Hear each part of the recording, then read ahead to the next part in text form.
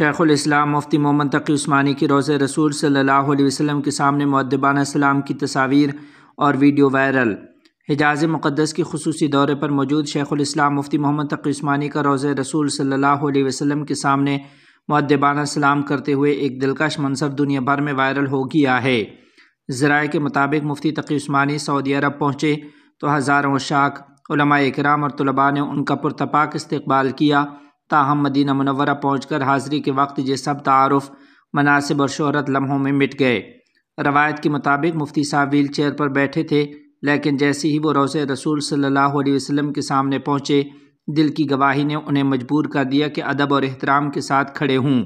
بڑھاپے، کمزوری اور تھکن کے باوجود انہوں نے سر جھکا کر مصطفیٰ صلی اللہ علیہ وسلم کی دربار میں عاجزی کے ساتھ سلام پیش کیا۔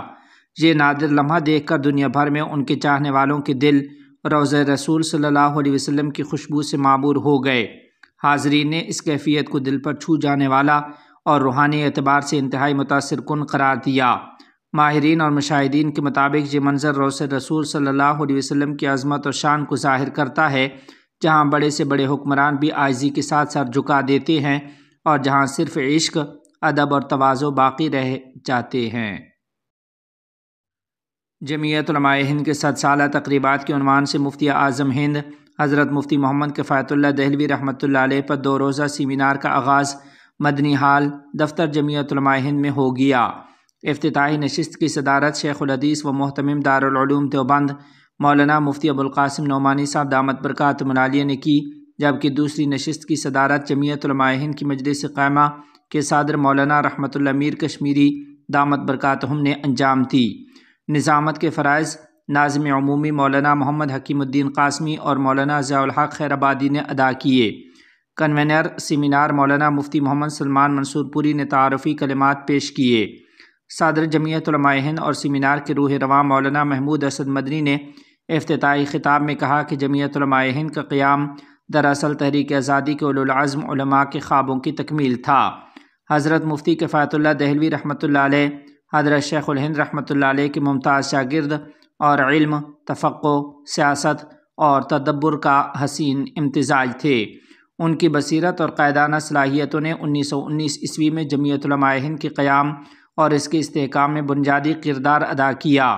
وہ جماعت کے پہلے عارضی صدر منتخب ہوئے اور تحریک آزادی میں نمایاں خدمات انجام دیں۔ امیر الہند مولانا سید ارشد مدنی صاحب دامت برکاتہم العالیہ نے اپنے خطاب میں کہا کہ حضرت مفتی کفایت اللہ دہلوی رحمۃ اللہ علیہ کی علمی گہرائی اور مضبوط تحریر زمانے کے اکابر علماء کے نزدیک بھی مسلم تھی۔ وہ مشکل موضوعات کو نہایت جامع اسلوب میں بیان کرنے کا ملکہ رکھتے تھے اور ان کی شخصیت تحریک جمعیت کے ابتدائی سفر میں ایک مضبوط ستون رہی۔ سیمینار کی نشستوں میں متعدد اہم شخصیات نے شرکت کی، جن میں مولانا سید تنویر احمد ہاشمی، مولانا عتیق احمد بستوی، قاسم رسول الجاس، نمائندگان جماعت اسلامی ہند، سری لنکا اور نیپال کی جمعیت کے قائدین اور حضرت مفتی اعظم رحمۃ اللہ علیہ کے پوتے ڈاکٹر محمد قاسم دہلوی شامل تھے۔ مختلف علماء و محققین نے حضرت مفتی کفایت اللہ دہلوی رحمۃ اللہ علیہ کی علمی، فکری اور سیاسی خدمات پر اپنے تحقیقی مقالات پیش کیے۔ ان میں مولانا مفتی ریاست علی قاسمی، مولانا مفتی محمد طاہر، مولانا کلیم اللہ، مولانا عمران اللہ قاسمی، مولانا فیصل احمد بھٹکلی، مولانا ابو جندل قاسمی، حافظ محمود ضیاء، مولانا مفتی اجمل قاسمی، مولانا عطاء اللہ کوپاگنجی، مولانا سعید الظفر قاسمی، مولانا ابراہیم قاسمی، مولانا امداد اللہ، مولانا اسامہ عظیم شاہ جہاں پوری اور دیگر متعدد سکالرز شامل تھے۔ تقریب کا آغاز قاری محمد فاروق کی تلاوت قرآن پاک سے ہوا، جبکہ قاری محمد اقرار بجنوری اور مولانا عبدالعلیم نے نعتیہ کلام پیش کیا ہے۔ چاندپور میں طلباء جمعیت کی جانب سے 9 فارغ التحصیل علماء کے اعزاز میں پروقار تقریب کا انعقاد۔ تفصیلات کے مطابق بنگلہ دیش چاندپور ضلع طلباء جمعیت کے زیر اہتمام 9 فارغ التحصیل علماء کے اعزاز میں ایک شاندار اور پروقار تقریب گزشتہ روز جمعرات 20 نومبر 2025 کو دوپہر 3 بجے ضلع پریس کلب کے ہال میں منعقد ہوئی۔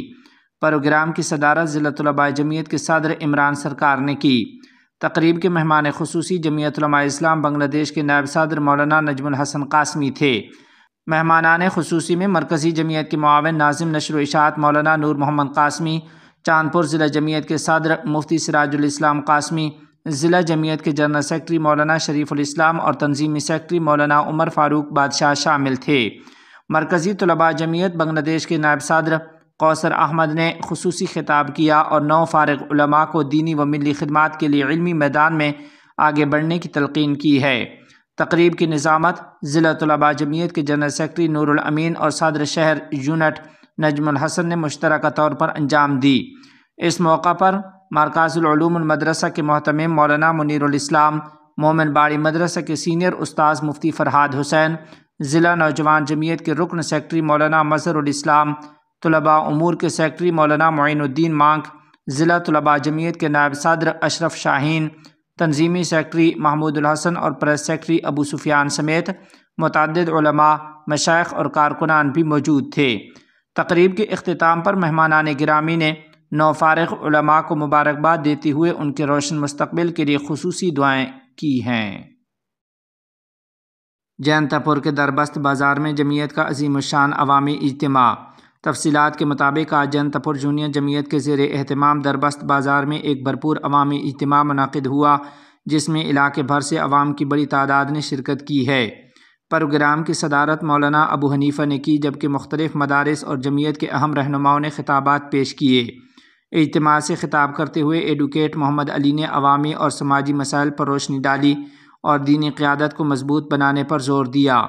ہری پور بازار مدرسہ کے محتمم مولانا ہلال احمد اور لافناؤٹ مدرسہ کے تعلیمات کے سیکرٹری مولانا فیض الحق کریم نے اپنی تقاریر میں تعلیمی اصلاحات اور نوجوان نسل کی تربیت کی اہمیت پر گفتگو کی۔ جمعیت کے مرکزی رہنما مولانا عبد المالک چودھری اور مرکزی رکن مولانا عبد الجبار نے تنظیمی مضبوطی اور ملی بیداری کے حوالے سے خطاب کرتے ہوئے اتحاد و اتفاق کی ضرورت پر زور دیا۔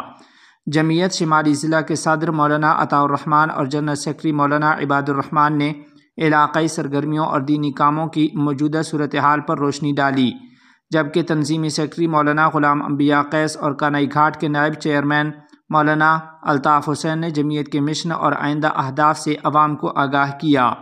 اجتماع میں دیگر علماء کرام نے بھی مختصر مگر مؤثر خطابات کیے، جن میں مولانا کبیر احمد، مولانا خلیل احمد، مولانا عبد الکریم دلدار، مولانا عبد القدوس، مولانا نذر الاسلام، مولانا عبداللہ المحفوظ، مولانا ولی الرحمن، مولانا رضی الحق رضا، مولانا آفتاب الدین، مولانا فخر الاسلام، حافظ تاج الاسلام، مولانا مجیب الرحمن، مولانا سعد الدین، مولانا تاج الدین مسرور، مولانا بشیر الدین، مولانا عبید اللہ، مولانا حذیفہ، مولانا شہاب الدین، مولانا منیر الدین اور مولانا شمس الدین شامل تھے۔ مقررین نے اپنے خطابات میں موجودہ حالات کے تناظر میں عوامی بیداری، دینی تربیت، مدارس کی خدمت اور جمعیت کی ذمہ داریوں کو تفصیل سے بیان کیا۔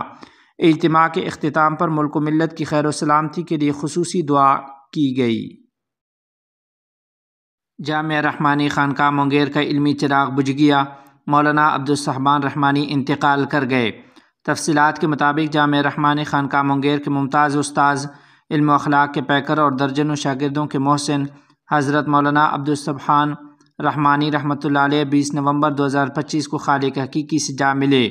انتقال کی خبر سے جامعہ کا ماحول مغموم ہو گیا اور طلباء اور اساتذہ شدید صدمے سے دوچار ہیں۔ مولانا مرحوم دہائیوں تک گلستان، نور الرضا، بیضاوی شریف اور شمائل ترمذی جیسے نصاب کی اہم کتابیں نہایت حکیمانہ انداز میں پڑھاتے رہے۔ ان کے دروس، تحقیق، حکمت، محبت اور تربیت کا حسین امتزاج تھے۔ بروقت اشعار، لطائف اور مؤثر نصیحتوں نے سینکڑوں دلوں کو بدل دیا۔ ان کے شاگردوں کا کہنا ہے کہ مولانا مرحوم کی مجلس میں علم و نور، شفقت اور اخلاق کی ایسی فضا ہوتی تھی جو دیر تک دلوں پر اثر چھوڑ جاتی تھی۔ جامعہ رحمانی خانقاہ مونگیر کے استاذ مولانا عبدالاحد رحمانی ازہری نے گہرے رنج و الم کا اظہار کرتے ہوئے بتایا کہ مولانا عبدالصحبان کی جدائی علمی دنیا کے ایک روشن ستارے کے ٹوٹنے کے مترادف ہے۔ انہوں نے کہا کہ ہم نے ان سے جو کچھ پڑھا وہ زندگی کا قیمتی سرمایہ ہے۔ ان کی شفقت اور ان کی علمی روشنی ہمیشہ یاد رہے گی۔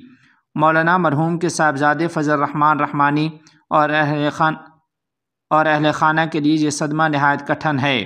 جامعہ رحمانی کی انتظامیہ، اساتذہ و طلباء نے ان سے دلی تعزیت کی ہے اور مرحوم کے درجات کی بلندی کے لیے دعا کی ہے۔ ہماری بھی دعا ہے کہ اللہ تعالیٰ مولانا عبدالصبان رحمانی کی مغفرت فرمائے، قبر کو نور سے بھر دے اور ان کے علم و خدمات کو دائمی صدقہ جاریہ بنائے۔